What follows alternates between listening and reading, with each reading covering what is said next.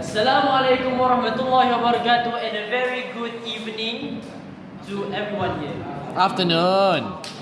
Afternoon Yes. to everyone here. What I would like to say today is a topic that is very dear to all of us. Before I start my speech, let me ask, who here has felt helpless? Oh, that's Not mine. a lot of you. Well, Two, for me, I have a story to tell all of you. When I was 6 years old, in my preschool, in my kindergarten, I was quite an active member of the class. I used to run around, I used to interact with everybody. I even flirted with some of the girls in the class. Yeah, I was a playboy back then.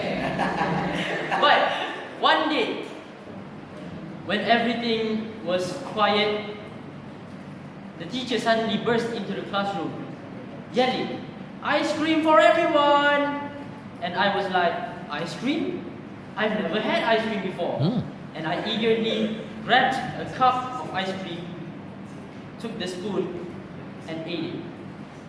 The next thing I know, I was in the hospital. Well, I suffered from a chronic asthma. It was inherited. It was an inherited trait in my family. Most of my family members has chronic asthma. I was one of them. Well, I was allergic to cold. When I ate ice cream, when I was little, when I ate ice cream, I used to have a very bad asthma breakdown. Asthma attack. When I was, at that same time, I was sent to the hospital and I was in a coma for 1 week. Wow. Yes, that's a very long time.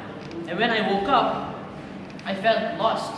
I was lost of words. I didn't know what happened. I didn't know. I didn't know what happened. I didn't know what to say.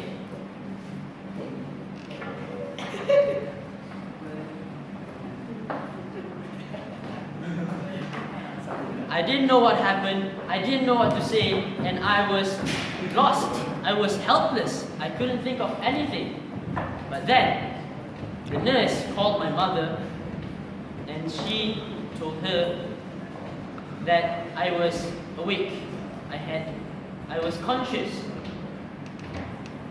And my mother rushed in the next 15 minutes, and she came to me in the ward carrying a bunch of books. And she came to me. She said, "Rifki, I have a lot of homework." And I was like, unconscious for a whole week. And Kindergarten? a lot of homework? Kindergarten. Yes. Yes, I have homework in kindergarten. I don't know why, but I have homework in kindergarten. Well, at first I cried. I cried because I was a little child. I didn't like homework. Who doesn't? Who does? Like homework? Well, I for one, back then, was for sure a hater of homework. But after that, after a couple of minutes, I felt a sense of acceptance. I accepted what happened and thought that it was something for me to turn into an experience. I have experienced that not many people have experienced before. And for me, being in that ward, wearing the gas mask, having tubes inserted into my arms, I felt needed. Because if I wasn't needed, why would they help me? Why would they keep me alive? So Yeah. in that one moment, I thought, how great it is to be alive. How great it is to feel needed. How great it is that I didn't give up. What I'm saying here is, even though you are facing challenges that you cannot even imagine, that you cannot even fathom. You don't give up. You keep trying. If you fall down 100 times, you get back up and try and try and try 1,000 times more. After that, I worked really hard. I aced my exams. I got straight A's in the UPSR. And I don't know why I chose Star, but I am here. Star chose you.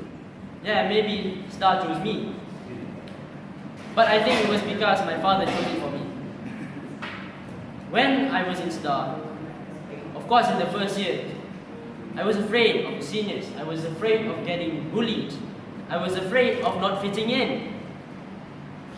But all of that disappeared in a blink of an eye. What happened in Star? This one accident made me a better person. It changed me to the way I am right now. I wouldn't be standing here if not for that accident. Well, that accident is meeting the two friends that are very dear to me in this school. One of them is sitting right there, Lukman, and the other one is, I think, praying in the mosque, or maybe at the dorm. His name is Danish. And most of you doesn't know him, maybe except for my batchmates. And after that, I changed for the better. I became even more friendlier.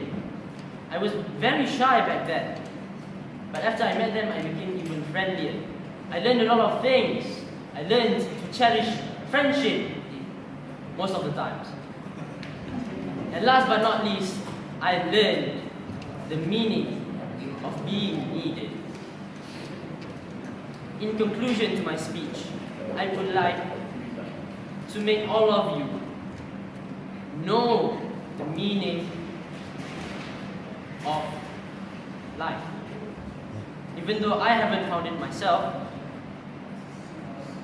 maybe one day you all will find the meaning of life. Maybe one day I will be enlightened to know the true feeling of being alive. And as a quote from the Norman Cousins, life's greatest tragedy is not death, but what we did to make something inside of us die when we are alive. Unquote.